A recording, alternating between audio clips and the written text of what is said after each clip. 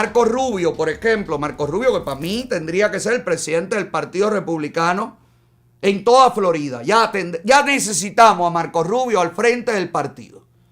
Lo necesitamos. Además de su excelente trabajo como senador federal, Marco Rubio tendría que estar al frente del Partido Republicano, porque de todos, al que más claro yo oigo enfrentar toda esta barbaridad es al senador Marco Rubio. Mire para acá un poco de lo que dijo referente a la gente que viola el asilo político, también la crisis en la frontera. Habló un poco de todo. Siempre que ponemos a Marco Rubio en el programa parece que es el mismo video, porque está en el mismo lugar, con el mismo fondo, con todo. Pero no es el mismo video. Siempre son videos diferentes. Póngamelo ahí, por favor.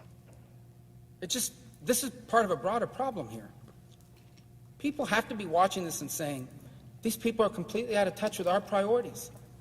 They've abandoned all common sense. The list of things that prove this are extraordinary. One of the things I see a lot in South Florida are people that have been in this country, that maybe came from Cuba 45 years ago.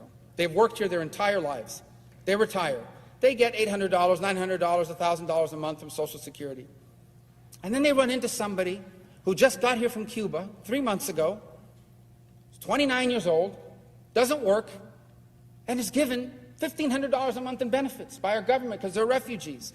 That refugee, a year later, is traveling back to Cuba 15 times. So you're a refugee fleeing oppression from a place that you now go back and visit 15 times the following year. And in the meantime, we're giving you Medicaid, food stamps, health care for your children, cash payments from the refugee fund. So imagine if you've been working here for 40 years and your Social Security check is smaller than the benefits going to a 28-year-old able-bodied person who just got here. That's real. That happens. That's happening every day. That makes no sense. How about this one? Biden has issued a visa ban and sanctions against Israeli settlers. Where's the visa ban and sanctions on Hamas supporters who are here on student visas? We would never have given them the visa if they were Hamas supporters, but now that they're here, they can go up and down the street calling for intifada, saying anti-Semitic stuff, tearing down posters. We haven't taken away a single student visa or any other visitor visa. Go after the Israeli settlers, but not after the Hamas terrorists and Hamas terrorism supporters in our own country? That's happening. When the horrible events of January 6th happened, within hours, we had fences, the tallest fences you've ever seen, barbed wire, National Guard from multiple states. We had more National Guards people here than we had members of Congress, 5 to 1. Great people, sleeping in the kitchen, sleeping in the dining room. This place was protected. When a state decides we're going to build a fence and deploy the National Guard to protect our state and our sovereignty, let's go to the Supreme Court and force them to tear it down. So you'll build a fence and flood this place with National Guard to protect yourself in this capital, but you won't do it to protect our country. That makes no sense to people. That makes no sense. How about this? You know the leverage that Russia, you know why Russia, one of the reasons why they invaded Ukraine? Because they believed that Europe was so dependent on them for natural gas, they wouldn't do anything about it. And so Europe is doing something about it. And the U.S. says, and we will export our natural gas surpluses to you, so you don't have to depend on the Russians. And what does this administration do? They suspend LNG exports a couple weeks ago because a handful of TikTok influencers demanded it because of the climate. That makes no sense. But they did it.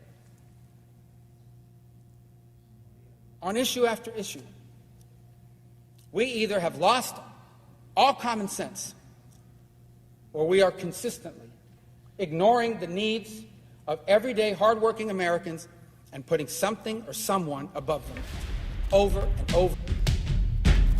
Que Marco Rubio sea ya el presidente del partido, por favor. Yo creo que es el único que lo tiene claro y es el único que se atreve a decir las palabras como tiene que decirlas, frente a quien tiene que decirlas, con la entonación que tiene que decirla. Bueno, es lo mismo que usted diga, basta ya de que esto ocurra y que siga la gente viniendo a abusar de los sistemas de ayuda federales, a que usted diga, basta ya de este descaro, se acabó aquí.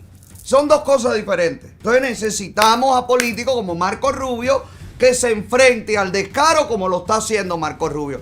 Señor Marco Rubio, si le van a quitar las visas a los Hamas supporters que están en las escuelas, no se le olvide quitársela también a los que están ahí en la ONU. Por favor, como este viejo que acaba de decir que Hamas no es un grupo terrorista, a estos también le tienen que quitar la visa y mandarlos para sus países respectivos.